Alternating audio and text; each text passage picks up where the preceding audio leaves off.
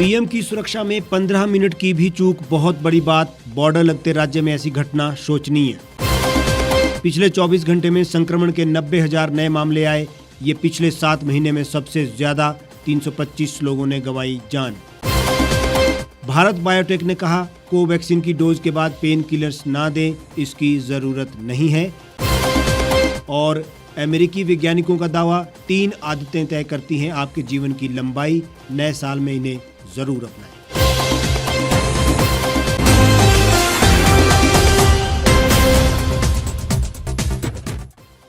नमस्कार, स्वागत है आपका द रीव टाइम्स न्यूज चैनल में। आपके साथ मैं हेमराज चौहान। अब खबरें विस्तार से। बुधवार को पीएम मोदी की पंजाब के फिरोजपुर में एक रैली थी, लेकिन गृह मंत्रालय ने कहा कि सुरक्षा में भारी चूक के कारण प्रधानमंत्री रैली में नहीं जा सके। पूरे मामले पर बुधवार को केंद्रीय गृह मंत्रालय ने कहा था, खराब मौसम के कारण भटिंडा एयरपोर्ट से पीएम का काफिला सड़क मार्ग से हुसैनीवाला में राष्ट्रीय शहीद स्मारक के लिए रवाना हुआ था।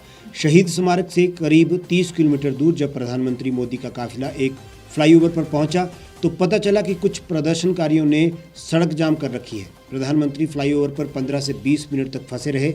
ये पीएम मोदी की सुरक्षा में बड़ी चूक थी, लेकिन इस पर अब राजनीति भी शुरू हो गई है। बीजेपी ने इसे खूनी साजिश कहा है। देखिए हमारी ये पड़ताल। बीजेपी ने आक्रामक रुख अपनाते हुए इसे कांग्रेस का खूनी इरादा करार दिया है।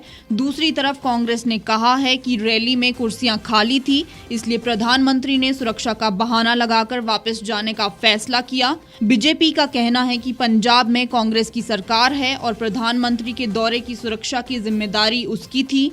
प्रधानमंत्री के काफिले का एक बॉर्डर एरिया में लगभग 15 मिनट तक रुके रहना सुरक्षा में एक बहुत बड़ी चूक है। एक्सपर्ट्स कहते हैं यह बड़ी चूक इसलिए है क्योंकि एक बॉर्डर स्टेट में एक ओवरब्रिज पर प्रधानमंत्री का काफिला एक कैप्टिव की तरह 15 से 20 मिनट तक खड़ा रहे तो यह सुरक्षा के लिहाज से गंभीर बात है। यह गंभीर बात इसलिए है क्योंकि जहां भी पीएम जाते हैं वहां एसपीजी की जिम्मेदारी तो होती ही है, लेकिन सुरक्षा की ओवरऑल जिम्मेदारी राज्य सरकार की होती है, जिनकी सुरक्षा को लेकर बहुत ज्यादा खतरा है ही। ऐसे में इस तरह कैप्टिव सिचुएशन में रहना सिर्फ एक बुलेट प्रूफ कार के अंदर बड़ी चूक है। गृह मंत्री अमित शाह ने कहा कि इस मामले को गंभीरता से लिया गया है और पंजाब सरकार से रिपोर्ट मांगी गई है। अमित शाह ने कहा कि इस पूरे मामले में जवाबदेही तय होगी। पंजाब सरकार ने एक तो बड़ी गलती कर दी है, उस पर उलट बयानबाजी ये साबित करती है कि अब राजनीति देश के प्रधानमंत्री के पद से भी ऊपर हो गई है। ये घटना सोचने पर विवश करती है कि क्या इस देश में अलग अलग राज्यों में स्वतंत्रता इतनी होगी कि वो सिर्फ अपने लिए सोचेंगे। इस पर गहन जांच होना आवश्यक है। देश में कोरोना महामारी की तीसरी लहर आ चुकी है। इस बीच पिछले 24 घंटे में संक्रमण के 90,858 नए मामले दर्ज किए गए और 325 लोगों की मौत हुई है। यह आंकड़ा पिछले 7 महीने में सबसे ज्यादा है। पिछली बार 10 जून को 91,849 नए मामले आए थे। नए एक्टिव केस का आंकड़ा 71,381 तक पहुंच गया है। वहीं ठीक होने वालों की संख्या 19,152 है। वहीं अब तक के कुल मामलों की बात करें तो देश में 3.51 करोड़ से ज्यादा लोग कोरोना की चपेट में आ चुके हैं। इनमें 4.82 लाख लोगों की मौत हो चुकी है। एक्टिव मरीज यानी इलाज करवा रहे लोगों की संख्या 2.75 लाख से ज्यादा है, जबकि 3.43 करोड़ लोग महामारी से ठीक हो चुके हैं। बंदिशों के दौर भी शुरू हो चुके हैं। राज्य अपने स्तर पर इसे लागू कर रहे हैं। देश में इस लहर को मौसम भी हवा दे रहा है, यानी मौसम ठंडा है और सर्दी जुकाम के कारण भी इसका असर बढ़ रहा है। बच्चों के लिए वैक्सीनेशन होने के बाद लगता है कि स्थिति में सुधार होगा। हालांकि एहतियात बरतना ही होगा, नियमों का पालन करना ही होगा। ऐसा न हो कि फिर से देश में लॉकडाउन जैसी स्थिति बन जाए। कोवैक्सीन निर्माता भारत बायोटेक ने यह साफ किया है कि 15 से 18 साल के बच्चों को वैक्सीनेशन के बाद पेन किलर्स ना दी जाए। कंपनी ने कहा कि इसकी कोई भी आवश्यकता नहीं है। देश में 3 जनवरी से इस आयु वर्ग के वैक्सीनेशन की शुरुआत हो चुकी है। भारत बायोटेक ने कहा कि जानकारी मिली है कि कुछ वैक्सीनेशन सेंटर पर कोवैक्सीन का डोज दी जाने के बाद पैरासिटामोल की 500 mg की 3 टैबलेट लिए जाने की सलाह दी जा रही है। ऐसा कोई कदम उठाने की जरूरत नहीं है। कोवैक्सीन के बाद किसी पेन किलर या पैरासीटामोल की आवश्यकता नहीं है। पैरासीटामोल कोविड की कुछ दूसरी वैक्सीन के साथ दिए जाने की सलाह दी जाती है, लेकिन कोवैक्सीन के साथ ऐसा नहीं है। कंपनी ने कहा कि 30,000 लोगों पर किए गए क्लिनिकल ट्रायल के दौरान हमें केवल 10 से 20% लोगों में साइड इफेक्ट्स मिले थे। इनमें से ज्यादातर में लक्षण बेहद हल्के थे, जो कि 1 से 2 दिन के भीतर ही सही हो गए। इनके लिए किसी तरह के डॉक्टरी उपचार की जरूरत नहीं पड़ी। फिजिशियन की सलाह के बाद ही मेडिकेशन लिया जाना चाहिए। पिछले महीने drug controller general of India ने 12 साल से ऊपर के बच्चों को तय शर्तों के साथ कोवैक्सीन का इमरजेंसी डोज दिए जाने की मंजूरी दी थी। इसके बाद प्रधानमंत्री नरेंद्र मोदी ने 25 दिसंबर को ऐलान कर दिया था कि 15 से 18 साल तक के बच्चों को 3 जनवरी से कोरोना की वैक्सीन दी जाएगी। अब तक देश में 1.25 करोड़ बच्चों का वैक्सीनेशन किया जा चुका है। वहीं 1.40 करोड़ बच्चों ने वैक्सीनेशन के लिए रजिस्ट्रेशन करवाया हुआ है। केंद्र सरकार के मुताबिक देश भर में इस एज ग्रुप के 7.40 करोड़ बच्चे हैं जिन्हें वैक्सीनेट किया जाना है। वहीं 10 जनवरी से हेल्थ केयर, फ्रंटलाइन वर्कर्स और कॉर्मोबिडिटीज़ यानी गंभीर बीमारी से जूझ रहे 60 से ज़्यादा उम्र वालों को प्रिकॉशन डोज दिया जाना है। उन्हें जिस तरह से वैक्सीन का पहला और दूसरा डोज दिया गया, उसी तरह तीसरा डोज भी दिया जाएगा। कोरोना महामारी के बीच हम एक नए साल की शुरुआत कर चुके हैं। ऐसे में अपनी उम्र को कैसे बढ़ाएं और सेहत दुरुस्त रखें, ये सवाल सभी के मन में आता है। इन सवालों के जवाब अमेरिका के डॉक्टर माइकल ग्रेगर ने हाल ही में दिए हैं। Centre for disease control and prevention की एक रिसर्च का हवाला देते हुए डॉक्टर ग्रेगर ने बताया कि एक स्वस्थ और लंबा जीवन 3 आदतों पर निर्भर करता है। वो आदतें कौन सी है, देखिए हमारी ये रिपोर्ट। इसके लिए 3 आदतें बताई गई है। न्यूट्रिशन से भरपूर डाइट लेना, स्मोकिंग ना करना और रोजाना 21 मिनट एक्सरसाइज करना। CDC की 6 साल लंबी रिसर्च के अनुसार जो लोग इस लाइफस्टाइल को फॉलो करते हैं, उनकी मृत्यु होने की संभावना 82% तक घट जाती है। पहली आदत में हेल्थी डाइट को दे प्राथमिकता। डॉक्टर ग्रेगर के मुताबिक अपने शरीर को स्वस्थ रखना है तो आज ही ज्यादा तेल, मसाला और जंक फूड छोड़ दें। अपनी डाइट में ज्यादा से ज्यादा फल और सब्जियों को शामिल करें। इंसान जल्दी बूढ़ा और बीमारियों से पीड़ित इसलिए हो जाता है क्योंकि उसका शरीर ऑक्सीडाइज होने लगता है, लेकिन ऑक्सीडेंट से भरपूर आहार लेने से इस प्रक्रिया को धीमा किया जा सकता है। डॉक्टर ग्रेगर कहते हैं कि अपनी डाइट में मीट को कम से कम शामिल करना चाहिए, कारण फल और सब्जियों में मीट के मुकाबले 64 गुना ज्यादा एंटीऑक्सीडेंट होते हैं। दूसरी आदत में स्मोकिंग से रहे दूर। यूनिवर्सिटी ऑफ शिकागो मेडिसिन के शोध में पाया गया है कि स्मोकिंग का हमारी बढ़ती उम्र से खास रिश्ता है। स्मोकिंग से महिलाओं और पुरुषों दोनों के DNA को नुकसान पहुंचता है, जिससे हमारे जीवन की लंबाई कम होती है। अच्छी डाइट लेते भी हैं तो भी स्मोकिंग की लत आपके जीवन काल को घटा देती है।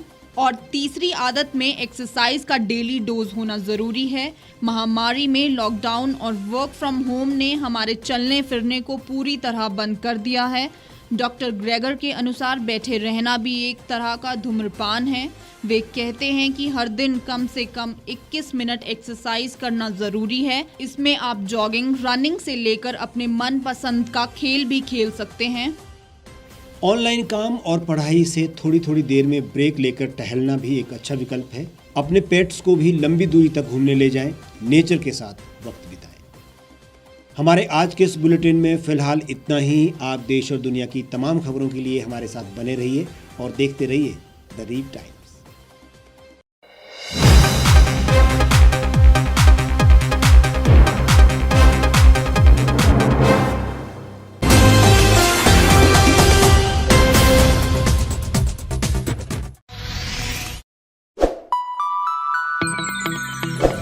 खबरों में बने रहने के लिए सब्सक्राइब करें द रीव टाइम्स, लाइक और शेयर करना ना भूलें। एक छत के नीचे सुविधाओं का अब उठाएं लाभ। रीव ई मार्ट में अब पाएं अपनी रसोई के लिए गुणवत्ता और सस्ते दामों पर राशन सामग्री। दालें हो या हो मसाले, आपका किचन ई मार्ट संभाले। उच्च गुणवत्ता और दामों में बेहतरीन रीव ई मार्ट में पधारें और पाएं अपनी पसंद के सभी उत्पाद, या फिर करें ऑनलाइन ऑर्डर और पाएं घर द्वार पर ही सुविधा। आज ही संपर्क करें फोन नंबर 8219694079 पर, बाईपास रोड, शनान, संजौली, शिमला। गांव की चौपालों से लेकर संसद के गलियारों तक, गृहिणी के चूल्हे से लेकर निवेश और बाजारों तक, किसानों के हाल से लेकर खेत और खलिहानों तक, शिक्षा और स्वास्थ्य से लेकर खेल के मैदानों तक, संसद के प्रधान से लेकर पंचायत के पंच तक, सेंट्रल हॉल से लेकर ग्राम सभा के मंच तक, हर खबर पर रहेगी हमारी पैनी नजर।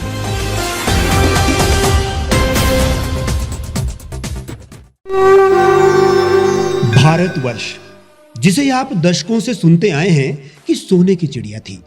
इसके पंख पहले मुगलों ने कुतरे, फिर अंग्रेजों ने, और आज राजनीतिक प्राणी कोई कोर कसर नहीं छोड़ रहे। आज भी लगभग 25 करोड़ लोग रात को भूखे सोते हैं। करीब 2 करोड़ लोगों के पास घर नहीं है। भ्रष्टाचार में हमारा 176 देशों में 80 नंबर आता है। औसतन 100 महिलाओं के साथ हर दिन ज्यादतियां होती है और ना जाने क्या क्या। देश की संसद से कुछ ही दूरी पर चादर लपेटे सैकड़ों लोग सुबह नील गगन के नीचे सोए हुए मिलते हैं। क्या आप एक ऐसे भारत की परिकल्पना नहीं करना चाहेंगे जहां कुछ ऐसा किया जाए कि 1 वर्ष के भीतर देश में कोई भिखारी या लाचार भी आश्रयहीन न रहे? लोगों को सभी सरकारी सेवाएं घर द्वार पर ही प्रदान की जाएं ताकि दफ्तर या कर्मचारी के चक्कर ना काटने पड़े। भ्रष्टाचार जड़ से समाप्त हो जाएगा।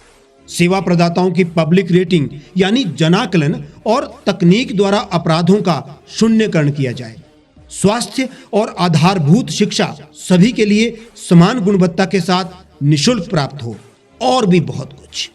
यदि आप इस पवित्र राष्ट्र निर्माण यज्ञ का हिस्सा बनना चाहते हैं तो आज ही राष्ट्रीय लोक नीति पार्टी से जुड़ें। अब देश राजनीति से नहीं, लोक नीति से चलेगा। विजिट करें वेबसाइट rashtriyalokniti.org।